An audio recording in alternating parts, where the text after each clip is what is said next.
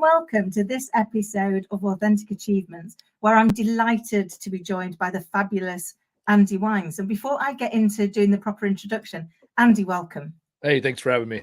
I'm super excited about having you. But before we get stuck in, let me tell our audience a little bit more about you. So Andy is a fourth-generation entrepreneur, a veteran of the US Army, and a speaker. Through consulting, teaching, podcasting, and writing, he's an enthusiastic supporter of veterans, entrepreneurs, community engagement, individual empowerment, and the environment.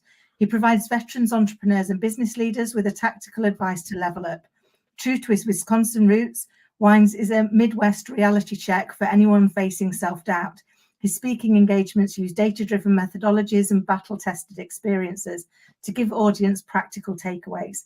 With nearly 2 decades of military service, including service during Operation Iraq Freedom and Operation Enduring Freedom, and continuing service as a US Army Reserve career counselor, outside of speaking, his ventures include Green Up Solutions, which is environmental consulting, Camo Crew Junk Removal, which is solid waste removal, and Young Guns, a community of entrepreneurs dedicated to advancing their skills.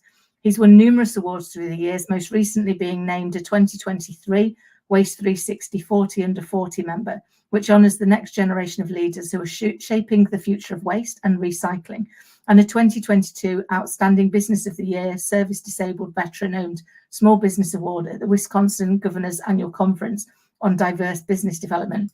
You've had quite a journey. There's a lot to unpack in there. So much to unpack. I brought coffee. We'll be all right. We'll be good. Fabulous. So could we start with you unpacking a little bit of that journey for us? Like, kind of what's got you here, and where do you see yourself next? So the journey, like that inflection point, right? I talk about, I did a TEDx years ago, and I talk about we don't get to pick the defining moments in our life. And for me, I need to grow up and be an adult happened on December 23rd, 2008. I had got out of high school. I started, I started working. Then I joined the Army. Then I deployed. I volunteered to go to Iraq. Then I was homeless for a year. Then I bought a house and started working for my dad's company. And right when it was like, I got the house, I got the job, I got the girlfriend, I got the dog, it all went to shit. And that was that moment where it's like, okay, now I have to, I kept chasing other people's dreams and doing other people's things. And then it was like, okay, now it's you and your dog in your house against the world. And very much so I felt against the world. I was angry and pissed off. I was a combat veteran. I couldn't get a job because the economy was a shit. And I spent a lot of time blaming the world for my problems. And that was that rock bottom point going into, January of 2009. That was that, okay, now is time to, get my feet below me and go. And so that's really when I think about my life, where those inflection points, that's really where it was. And what I started doing was driving around the northwest side of Milwaukee, picking up scrap, appliances, microwaves, vacuums, anything I could on the side of the road, and recycling it. It was something I did growing up as a kid with my dad. We would drive around the nice neighborhoods the day before trash day and pick up things on the side of the road. And that was okay, I can do this. I can do this, and I can make this. At that point, I can make enough money to pay for my meals and pay for my mortgage. That was it. Yeah. And so that winter I lived on, my cottage cheese sandwich winter. So basically I could buy white bread, cottage cheese, and cream of wheat. So that's basically what I ate all winter. And that was really this first step into this. Okay, it's time to be an adult. It's time to be an entrepreneur. It's time to stop putting my time and effort into everybody else's dreams. I work for big corporations. I work for small businesses. I work for the U.S. government. Now it's time to start building my own dreams. And 15 years later, here we are.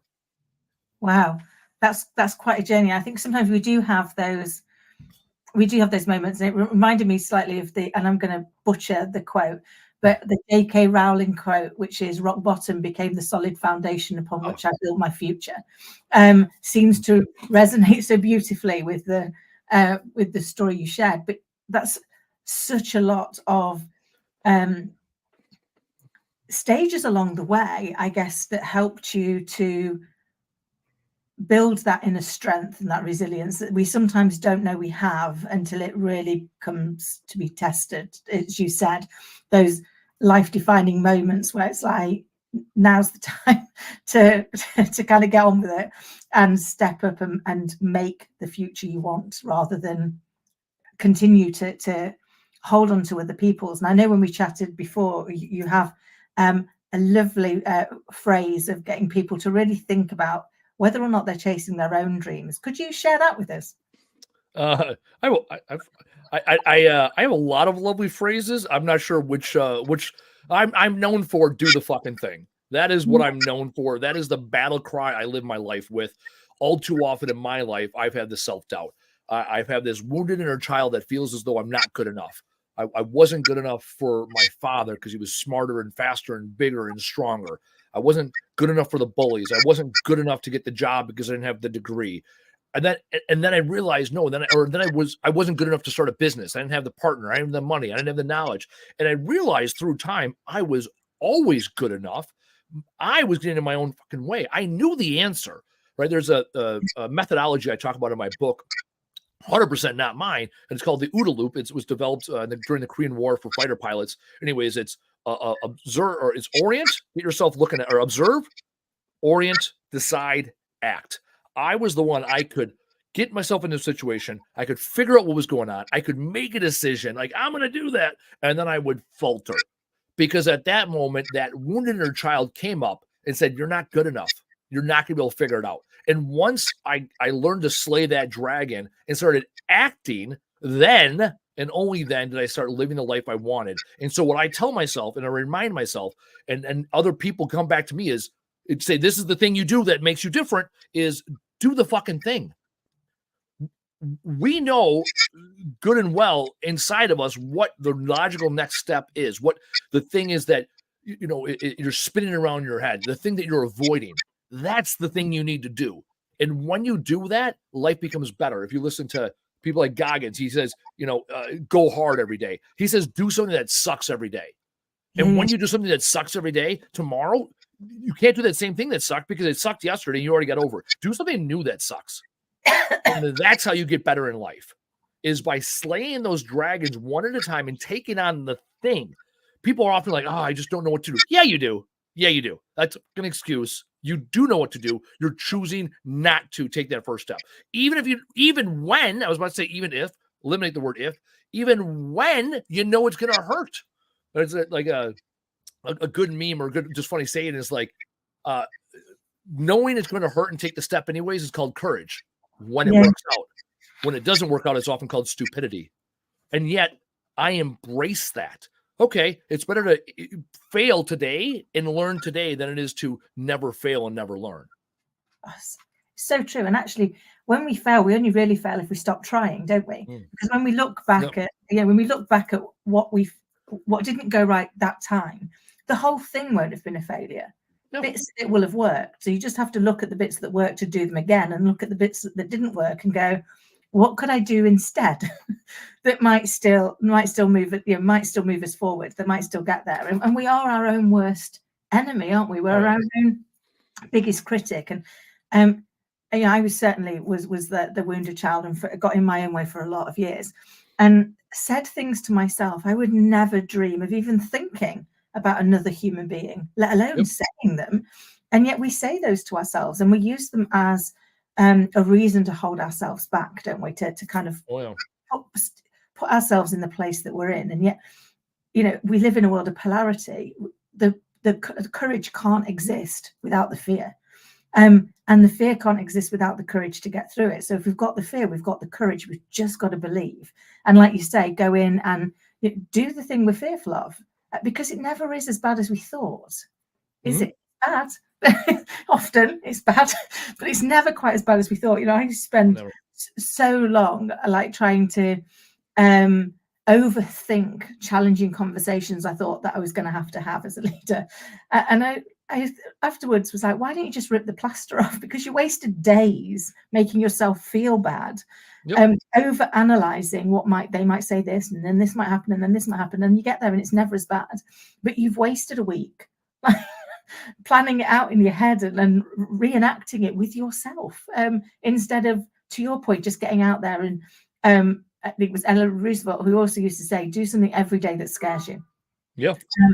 And once you do, all of a sudden you become less scared about things. because it becomes something that you're looking to do. Have I been scared yet today? No, then I haven't pushed myself hard enough. I haven't. That's correct. Right. Yeah. If you don't look back at your day and say, hey, that kicked my ass, then you know what? You haven't pushed hard enough. And that's the thing. There's there's plenty of sayings out there that say the thing. And whether what I say resonates or not, it is find what resonates with you. What is going to motivate you to live that life? Some people are like, you got to go out there and live your authentic life and be yourself. No, what's the thing you got to do right now? Right? Like, you'll get there. You don't know who you are until you do some shit. And you're like, well, that ain't me. Like, when I was in high school, I wanted to be a drummer in a band. So I bought a drum set and I got in a band, and I was terrible and I didn't get any better. And it wasn't natural. And it's like, well, I'm not doing that again. So it's like, all right, I figured out what I wasn't. What's next? It's like, all right, maybe I'll like it. Maybe I won't. Let me give her hell and see what happens. You read about people. I read about people from time to time that take a hobby in their 40s or 50s, and they're like, oh, this is why I was put on this earth. Imagine being 30 and be like, I'm set in my ways. I'm good. I don't want to take on anything new. And it's like, is that garbage? I played golf with a guy earlier this year. He's 86 years old. He had 2 careers. He had worked 30 years, got a pension. Then he worked at Home Depot for another 20 years after that. Got his retirement from there, whatever. And now he's like, I'm working on my golf game. He's 86 years old, working on his golf game. We played 9 holes. He was our 4th. We had 3. He jumped in. He didn't take a mulligan. He kept track of his score, and he goes, yep, I'll be back tomorrow working on it again.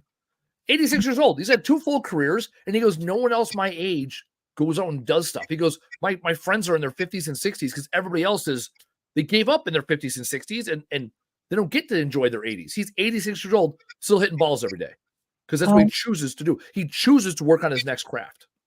I love that. It reminds me very much of my great aunt, who sadly we lost at Christmas. But she didn't stop going to the gym until she was 88 years old. She was the gym pinup girl at 80 because she went 3 times a week, but she never stopped right up until 95. And her and my grandparents always used to say, make every day a school day and live every day as if it's your last, because one day you'll be right. But I think somewhere within that there was sage advice. It was like, make sure you learn something new every day and don't put off till tomorrow what you can do today, because tomorrow's not promised. So that's correct. Make the most of it right now. And it sounds like you just embody that in what you're doing now. And then sometimes we have to have those moments that really knock us on the seat of our pants for us to actually realize that it's now or never. Yeah. And you don't get knocked down when you don't stand up. Some people get knocked down and they stay there and they're laying there. Woe is me. I'm a victim. We got plenty of victims in this world. Get out there. Go be a victor of your own story. You don't have to be the hero for somebody else's story. No, be the victor within your own story. It's your story. I read something recently. It's like everybody is the lead actor or actress in their own story, and sometimes they play critical roles in other people's, or they're merely merely in the audience, or what do you call it? What do you call it? It's people that are in the background. Well, I can't think of the name. Now I'm forgetting words. Background actors. There's a name for them. Whatever. Right. Extras. Yeah, thank you. Yeah. Or you're an extra, right? The challenge is there's a lot of people that think as though they're not telling their own story. They're like, oh, I have no control. I can't do this. I can't do that. It's like, yeah, that would be the worst movie or worst TV show to ever watch if someone felt like they had no control over their future. Or if they felt like they were only a victim. They weren't even the lead in their own story, because they give credence to everybody else and everything else while they were playing the victim of their circumstance. Oh, it's so and I've been there. I think we've all had those moments, and I'm a big believer now that I'm not a victim of my circumstances. I'm a product of my choices. And I say this to my little girl all the time. I was like, everything's choice. We make a bad choice, and that's okay. It doesn't make us a bad person. It meant it was a bad choice. And the beauty of choice is we get to make another one immediately afterwards. So we make a bad one, great. We'll just learn from it and make a better one. So I'll even challenge you even further.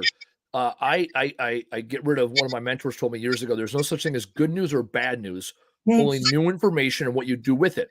And so now I get rid of good and bad, because what might be a good choice for you is bad for somebody else. It's subjective. So it's real simple. Now I tell people, also eliminate the word mistake. Oh, I made a mistake. No, you made a choice. So here's how it goes. You make a choice and either works out the way you had planned or not. That's it. That is the objective truth. I wrote a book about words. So I'm very particular about the words, because the words you say out loud, you've already thought about, and the words you think about paint the reality you have. And the problem is people paint this fake reality, right? Your podcast here all being about authentic achievements. You have to be able to objectively qualify the world around you so that you know you're not putting this overly biased spin on the world. So instead of saying, oh, it was a good choice or a bad choice, or it was a mistake. No, you made a choice. Did it or did it not work out the way you had planned? No, it didn't. Sounds good. What can you do about it now? And there's no rhetorical questions in life. Yeah. When you start having that type of self-talk, now you're empowered. It's like, okay, well, I asked the girl, what'd she say? No. Cool. Is there another girl in the bar? Yes. Do you find her attractive? Yes. Go forth and prosper. Right? Or why did she say no? Right? Maybe she's having a bad day. All right, ask her again tomorrow. She doesn't like tall guys. Okay, well, then you're already, right? It's like you weren't going to marry her. You just didn't know it yet. And now you do. What's next? Or some people say, oh, I'm trying to lose weight. Let's take your aunt, right? Goes to the gym 3 days a week. And then someone will say, oh, I skipped my gym last week, so I only went 2 days. It's like, okay, are you going to give up now, or are you going to go to the gym? And then people say, oh, I'm going to go 4 days next week. Well, hold on. If the plan is 3 days, go 3 days. You can't make up for lost time. The plan is 3 days. Accept the fact that you didn't go and move on with your life. Don't make excuses. Don't be in denial. Don't boo-hoo. Don't beat yourself up either. Right? It's a full spectrum. Like, yeah, I didn't go to the gym last week. I need to make it to the gym 3 days this week. And then you make it 3 days this week, and you say, okay, I have a 1 week trend of doing the right thing. And you count the weeks that it worked and count the weeks that you went by plan. And now it's objective. And then you can celebrate the victories because you gave clear and concise goal and you did or did not achieve it. And there's none of this blame, excuse, denial bullshit that people will paint this picture. So you have these lenses like, oh no, I'm good, I'm great. And then they go home and cry, or they're upset, or they're frustrated, or they bitch about the same things week in and week out. No, own your own fighting position. It's so true. And I think everything in life is just a choice. And we get to choose. We get to choose if we're going to choose to be a victim, or we get to choose to be the victor. Because that's about what we choose. And you're so right around the words that we use. And again, one of the things that I say to my little girl when she's only 7, bless her, so she's still young and still learning. They come home and they're so finite in their description of themselves. So it's like, I can't color. You can't color. I'm not good at coloring. I'm not good at coloring yet. Put yet on the end, because it needs to get better. Like, if you just finish it, I'm not good at this, you'll give up. You'll decide you don't want to. And if that's a choice, that's okay. But don't make it just become a reality subconsciously because you weren't controlling what it was that you were doing. Because as you say, what we say inside and what we say out loud to ourselves eventually becomes our reality, doesn't it? It turns into what we live. What we say internally is louder than the shit we project onto this world, right? It's the things said in the quiet places. It's the things said to ourselves when we're daydreaming. That's the stuff that's when you get, the iceberg analogy, that's when you get below the surface and you start to get to the good stuff. All right, there's analogies everywhere. Like, you got a devil on one shoulder and an angel on the other. You got Jiminy Cricket in your ear, whatever it is. We all hear it. Some of us are very intentional, right? Whether it's meditation, yoga, quiet time, whatever. You're intentional to put your listening ears on, right? Kids, put on your listening ears, right? You're intentional to listen to it. For me, it's when I drive. That's my time. My girlfriend lives in Chicago, so that's about 90 minutes for me. I drive down typically on Friday afternoons and Monday mornings, and I leave about 5:30 on a Monday morning. I drive from her house to my work for 90 minutes. No music, no podcast, nothing. That is my time to think about what transpired over the weekend. What am I going to be doing this week? And I play things out, and I start listening to myself think, and I start listening to what are my priorities. And those 90 minutes set me up for a great week, because that's my time to really focus inwards. Meditation. When I meditate, it's amazing. I do not make it a priority.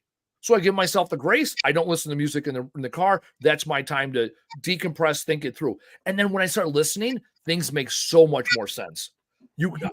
I can separate the symptoms from the problems so much simpler.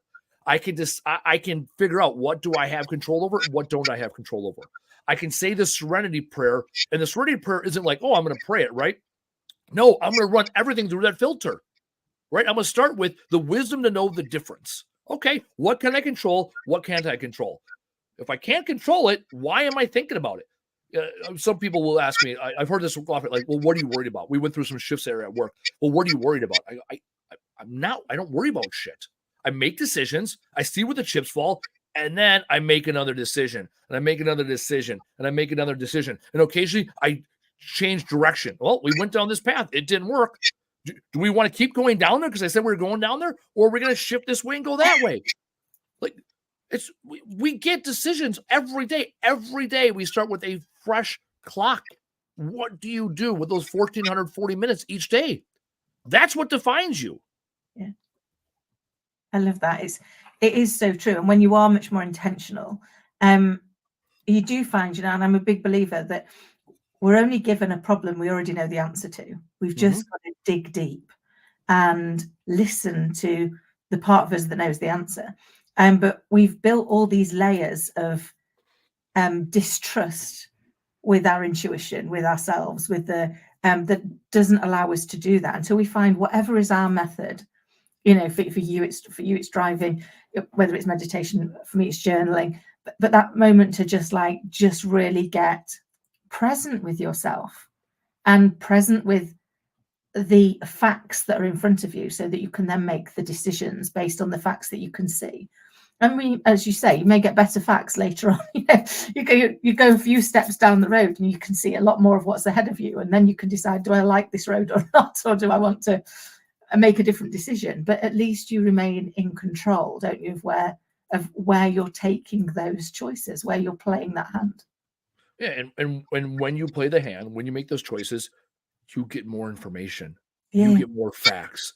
And making decisions with the most amount of information is the best choice. We talked about earlier about choices, that one of the things in the military I learned very quickly in the military is, often, going back to good or bad, often there are not good choices or bad choices. So we don't speak in that language. Yeah. We say, what's the best choice available?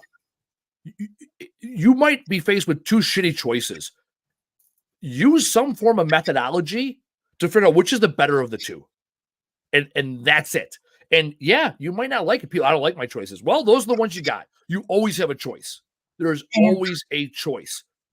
There's people that have been victims. Mihai Csikszentmihalyi, a Hungarian philosopher, psychologist rather, he was a POW in World War II, and he chose to focus on happiness. Right? Here's a POW in World War II under the Nazis, chose to be happy, and then chose to go to school and graduate and teach other people about happiness after being a POW. He could have made a lot of choices, all of them being poor. He said, here's my current situation. I can either be sad or mad or glad, and I will choose to be glad. I will choose to find the joy within my situation. I will choose to use my situation to inspire others. That's a choice. There are people that are rape victims that end up having children, and they love on that child because that child was brought into this world, and that is their child. That's a choice. Yeah. I would argue your choices are not that complicated, and yet you'll say you have no choice. Once you start figuring out how insignificant this anxiety is, you can paint this new reality for yourself. And again, I am coming from the hilltop of knowledge, because I lived in the valley of bullshit at times where I said, woe is me. I said earlier, when I was 24, 25 years old, I'm like, I'm a combat veteran. I can't get a job. Woe is me. Society sucks. And then I kept screaming it from the floor of the valley. And I would go anywhere where people would listen to me, which was primarily the bar, because there's always people at the bar that'll listen to you. And no one ever helped me get out of the valley of my own bullshit. Why? Because I was in it by myself. I had to figure out how to get out of it. Yeah. And once I figured out how to, and started climbing that hill, then I started seeing more. I got more information. I realized that I was not a victim. I was choosing to be a victim of my circumstance. I had the opportunity to be the victor of my story by my choices. Do I take that hill or do I die in the valley? I love that. But you took back the pen, you know, as you said Mm. earlier, we are the author of our own life. And it was probably about 10 years ago for me that I suddenly realized if it's not a book I'm enjoying reading, I'm the author. I get to take back the pen. I get to rewrite what happens next. And, you know, language is really important. I always think whenever life throws a change my way, it's just a plot twist. And we all love a movie with a plot twist, don't we? So it's the best bits. I wonder where this is going to take us. Oh, yes. Because it's like you said, it's then dealing with that new set of information and making the best choice that you can in that moment with the information that you had, and allowing us therefore to just keep moving forward. When we chatted last, you talked about admire, desire, require, which I loved. Could you bring that to life for us, please? Yeah, I sit back and everything in my life, almost everything. I don't like to speak. I'm guilty of speaking in absolute. So almost everything in my life comes down to threes. So I break it down that way. And so one of the threes that I use in my brain is admire, require, desire. Ultimately, what is driving my choice? And so I think about it. So the highest need, right, is this is what I require: food, water, shelter. Look at my Maslow's hierarchy of needs, right? I need to matter because that's self-actualization. That's high on Maslow's hierarchy of needs. Okay, that's a need, right? That makes me a better person, mattering to people, right? And so that's why I come on podcasts like this. That's why I have a podcast myself. That's why I wrote a book. It's like I need to make an impact in this world. That fulfills my need. And I look at, okay, what do I want? Right? Those are my desires. Okay, what do I want that will make my life better? Okay, like what is it? Date night. Okay, I don't need it. Right? It's actual self-actualization. I just need to be good with me. I like date night. Date night's nice, right? Spending time. Having a hobby I enjoy. I like playing volleyball. I want to play volleyball. Don't need it. It doesn't. I don't make a great impact on the world by playing volleyball. It's good. It's social, right? There's an aspect of it being accepted by society, and yet I can go find it somewhere else. I didn't be accepted, but I can accept it somewhere else, right? And there's the things that I like, right? And that's the like there, and that's the admiration.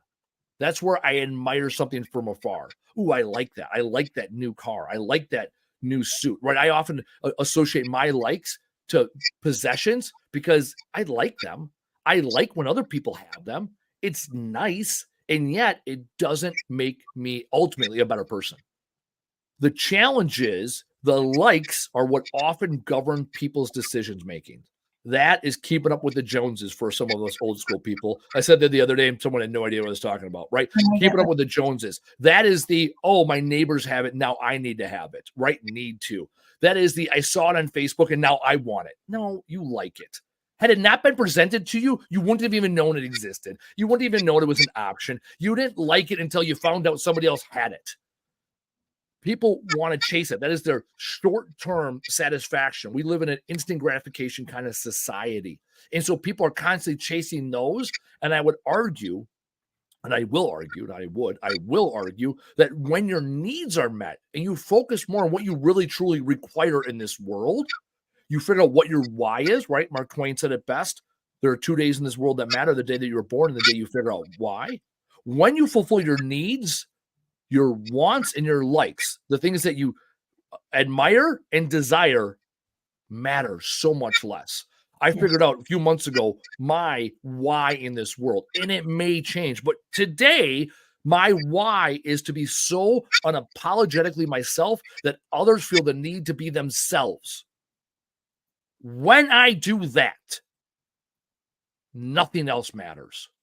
When I can show up and be me, voice my perspective of the world, hear what other people have to say, gain more knowledge, have an impact on others around me, make things better than the way they were when I showed up. When I do that, it matters not what I wear, what I drive, or who I associate with. What matters is that I showed up as me, and that is fulfilling. And when I put my head down at night, I can say, that was it.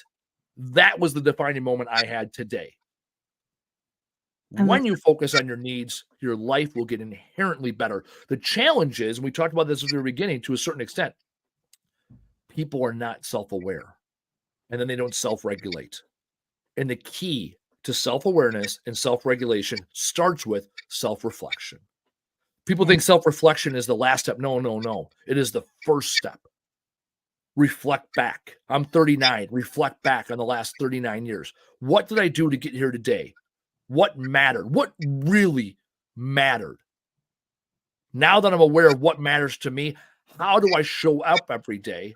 And then how do I regulate in real time? So I know that if I'm out in the real world and someone says they don't like me, I say, good.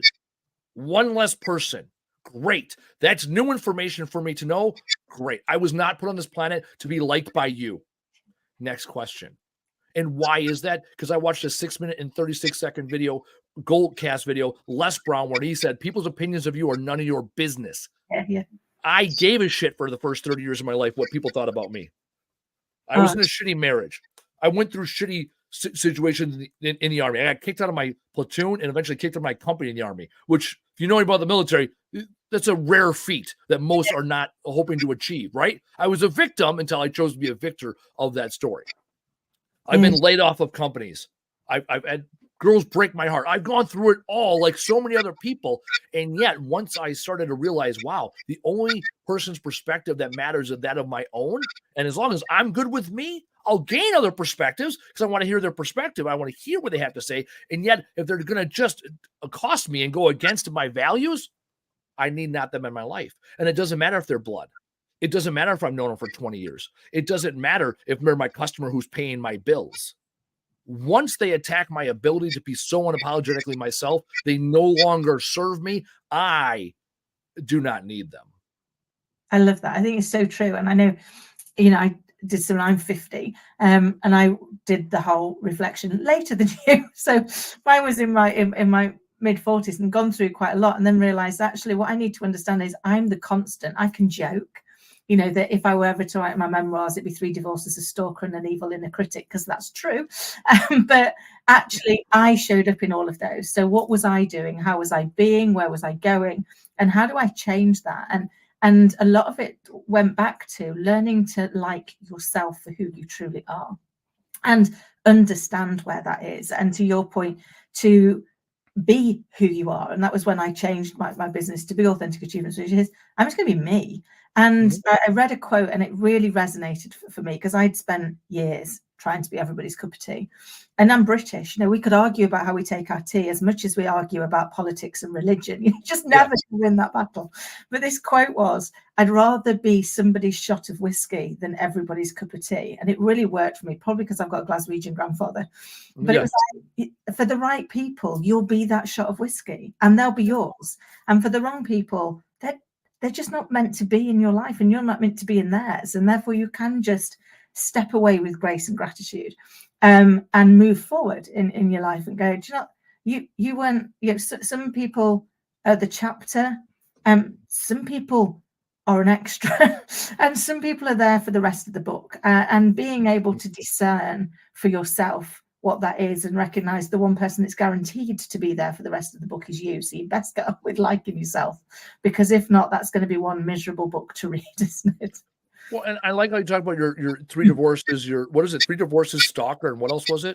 And an evil inner critic. An evil. Wait, is that 2 people? An evil and a critic? No, so an evil critic. An inner critic. Well, so, inner critic. There we go. Evil inner critic. Okay. Yeah. So those 5.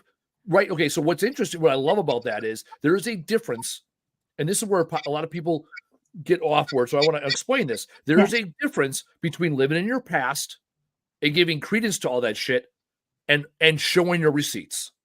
So Miss Precious Williams, who's an international keynote speaker, she's the pitch queen.